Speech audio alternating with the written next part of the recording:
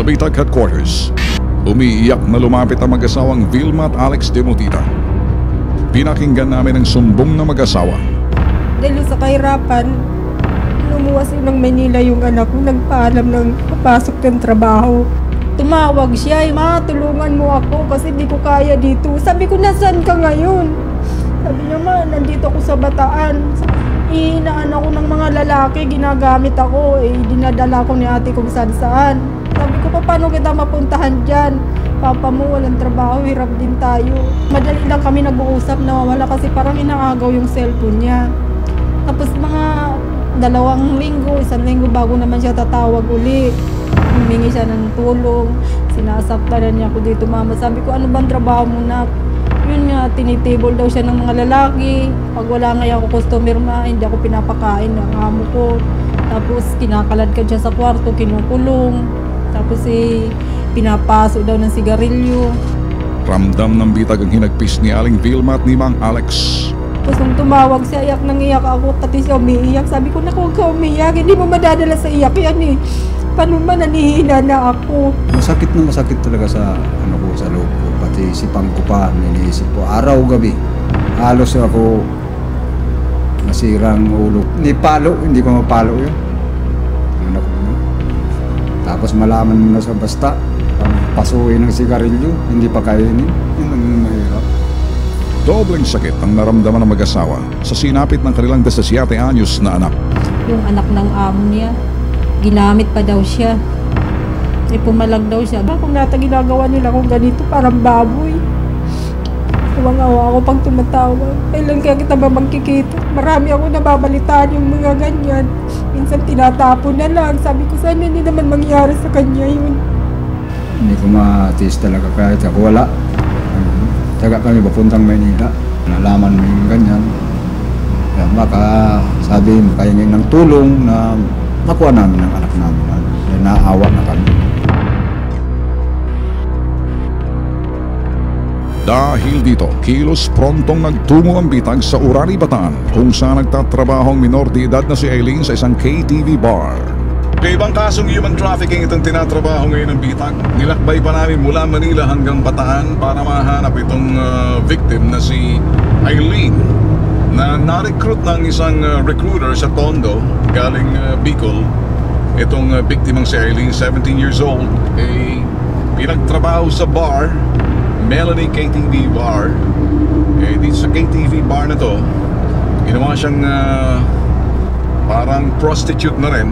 Ngayon, ang kakaiba rito, hindi pa makontento rito sa ginagawa nitong nag-recruit sa kanya. Labag sa kanyang kalooban, ipinagagamit siya sa ibang lalaki. Kapag hindi niya ginawa, pinapaso raw siya ng sigarilyo.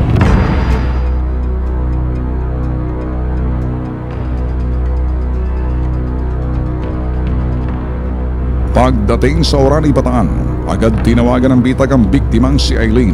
Hello? Nasaan ka ba, Aileen? Nasaan ka? At nang marinig ni Aling Vilma ang boses ng anak, naging emotional ito. Nagkaroon ng pagkakataon na mag-usap ang mag-ina. "Mama mo to. Len, nasaan ka?" "Nandito kami sa Paseco." "Nasaan ka nga?" May palit ang Angeles. "Angeles." Napagalaman ng bitag na naibiyahe na ng mamasan ng KTV bar si Aileen sa Angeles, Pampanga. "Kailan kayo uwi dun sa Bataan?" Hindi ko alam eh. Mabilis na nag-isip ang bitag ng paraan kung paano may rescue ang batang si Aileen. Aileen, gusto mo na bang umuwi? Opo. Kailangan makipagtulungan ka sa amin kung gusto mo umuwi. Opo. Wala ba nakikinig sa atin? Nasa CR po ako. Okay, ganito ha. Nandito kasi kami ngayon sa may Bataan. Kasi akala namin sa may Bataan ka. Nasa Bataan na po, pero nasa Angeles po ako ngayon.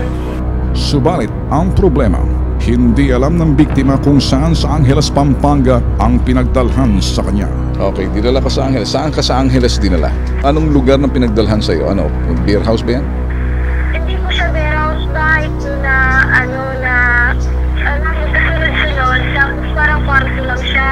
Sino ang tinitirhan mo sa Bataan? Grace po. Si Grace. Anong address ni Grace sa Bataan? Grade 4 Highway. Anong pangalan ng beer house? Melanie Kitty Bar. Melanie KTV Bar. Anong ginagawa sa'yo? Saan ka sinasama? Pinaano niyo po ako sa mga lalaki. Tapos, pag hindi ko po siya sinusunod, sinasaktan ko.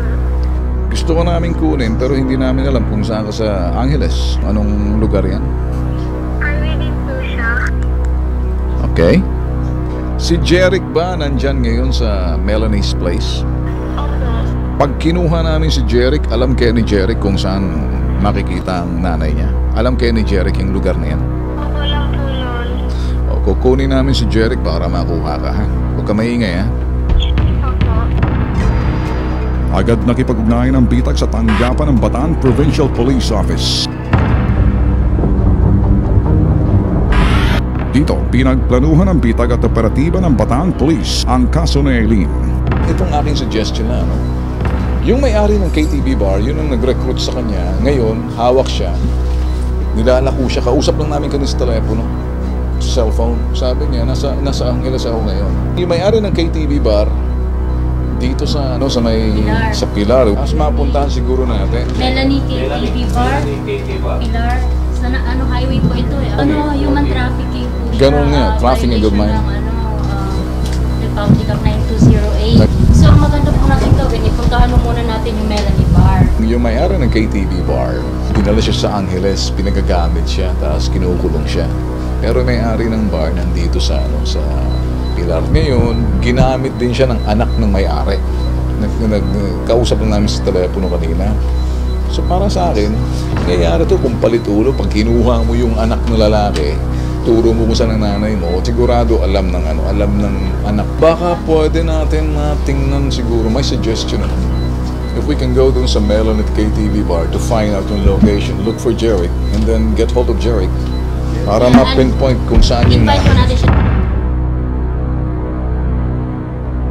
Iikutan ngayon ng bitag kasama itong mga intelligence ng Bataan Provincial Police Office ang lugar ng Urani sa may highway, at kung makikita yung Melanie KTV na kung saan ito yung nagmamayari, ang nag-recruit dito sa bata na i-arrest yung 17 years old.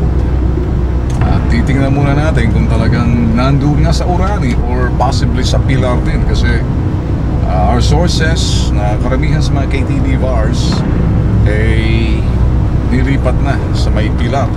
So ganun pa man, i-check pa rin just to make sure na Urani nga, based na doon sa sinasabi ng bata na nasa Urani yung KTV bar.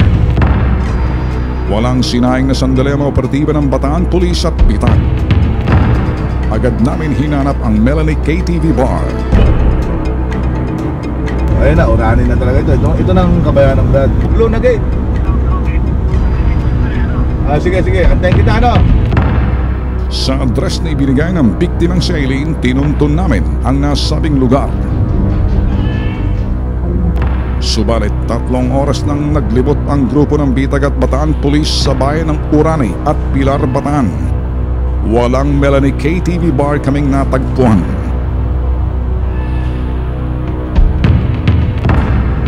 Dahil dito, isang matinding mensaheng ipinadala ng bitag sa mamasang ni Eileen. 24 oras ang ibinigay naming taning upang pakawalan ng mamasang ang biktimang si Eileen.